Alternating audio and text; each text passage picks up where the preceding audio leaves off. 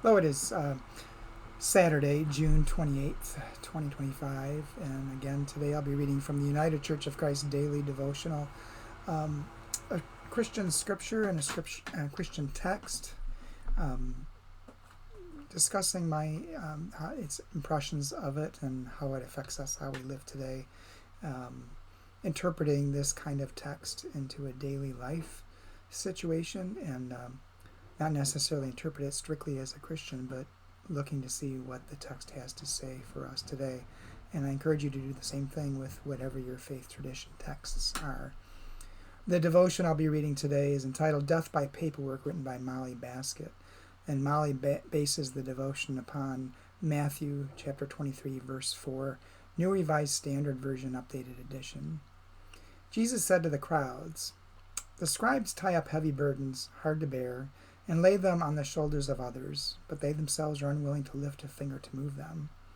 And then Molly writes, "I spent 3 hours I'll never get back in the windowless, Kafkaesque waiting room of a state disability office. On medical leave after surgery, the state would graciously pay a fraction of my salary if only I completed the right paperwork. I tried to do it online, but got locked out of my account after failing 3 times to answer the security question I didn't remember setting up. What was the first award you ever won? Neither kindergarten perfect attendance nor ninth grade spelling bee was it. The phone maze I called for a password reset failed every time. Desperate, I went to a local office where I had to take a number in order to take a number. This is not hyperbole. The waiting room was thick with people more permanently disabled than me, their grim weariness telling a story of how hard they had to fight for a little money from our wealthy state. At my turn, I told the equally weary guy behind the foggy plexiglass. I had to come in person because the phone system didn't work. Maybe you want to tell someone." Without making eye contact, he answered, "They know," and sent me on my way. They know. They know how much work it is for the poor and sick folks to do the paperwork just to register as humans in need. Legislation now moving through Congress would make it even harder, adding paperwork requirements for Medicaid designed in such a way to deter people from applying. Many will die while trying. The cruelty of the paperwork is the point. Jesus warned us about religious authorities who strangled their people with overwrought rules, and the dynamic in the public sector is the same. Some even say that in a world of exponential factor authentication, the paperwork is intentional busy work so we don't rise up. We can't even get out of it by dying, which just begs more paperwork. And Molly's prayer. You who are called the Word, help us turn the page on a culture that wants to kill us with paperwork. Free your people from this tyranny. Lots of things went through my mind as I was reading this.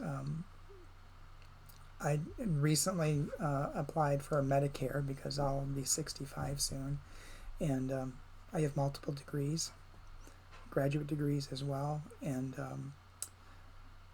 I found it difficult, not impossible, but difficult to figure out.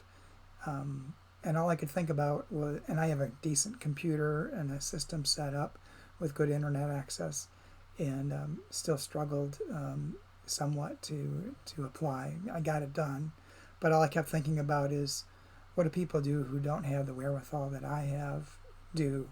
How do they navigate this? How do they negotiate it? Especially when the government's closing offices, Social Security offices, and making it harder for people to get into a physical location to talk to someone and work with someone. Reducing the number of staff that are available to help people, and expecting everyone to do it online. And then there's people complaining about poor people having smartphones, when the smartphone is probably their only internet connection, and almost everything we do today has to be done on the internet. I mean, even applying for a job, you can't walk into a McDonald's and ask for an application and fill it out. You have to do it online. You have to have internet access. You have to have the wherewithal to be able to negotiate the path, the online path, to get those things done. And for some, I can imagine it's just nearly impossible to do. The other thing it made me think about is, why do we make our system so complex? Healthcare should be available relatively easily. I mean, I lived in Germany for a couple of years where there's universal healthcare. And it's a mix of healthcare. You can get private insurance as well as just the public insurance. But the paperwork is minimal for getting care. It's such a simpler system. And they incentivize wellness care over healthcare. And as a simple example, even dental care is covered under universal healthcare in Germany. That's not even covered under Medicare here. But anyway, in Germany, at least when I was living there, the system was that you were required to get 2 cleanings and exams a year, which didn't cost you anything, and you had to keep a record of that.